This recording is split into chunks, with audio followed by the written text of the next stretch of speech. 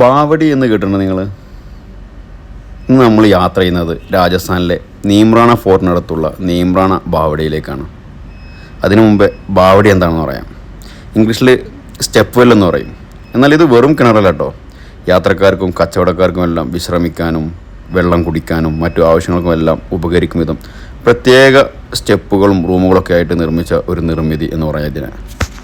നീംറാണ ബാവടിയുടെ location എന്ന് പറയുന്നത് നമ്മുടെ നീംറാണ ഫോർട്ടിൽ നിന്നൊരു ഏകദേശം 1 കിലോമീറ്റർ ദൂരത്തിലാണ്.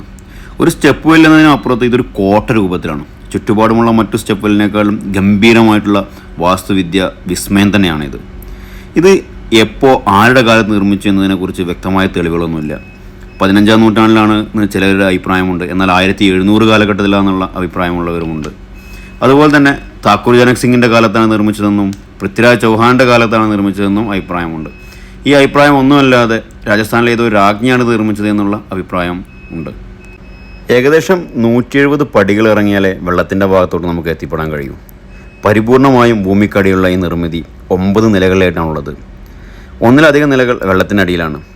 സൗജന്യമായി ആണ് നമുക്ക് ഇവിടെ പ്രവേശിക്കാമെങ്കിലും ഇവിടെ എത്തുന്ന സഞ്ചാരികളുടെ അശ്രദ്ധ മൂലം വൃത്തിഹീനമായി തുടങ്ങിയിട്ടുണ്ട് ഈ നിർമ്മിതി. ഡൽഹിയിൽ നിന്ന് ഏകദേശം 130 കിലോമീറ്റർ ദൂരത്തിൽ സ്ഥിതി ചെയ്യുന്ന ഇത് നിങ്ങളുടെ യാത്രയിൽ ഉൾപ്പെടുത്താൻ കഴിയുന്ന ഒന്നാണ്. അടുത്ത ഒരു യാത്രയിൽ കാണുമെന്ന പ്രതീക്ഷയോടെ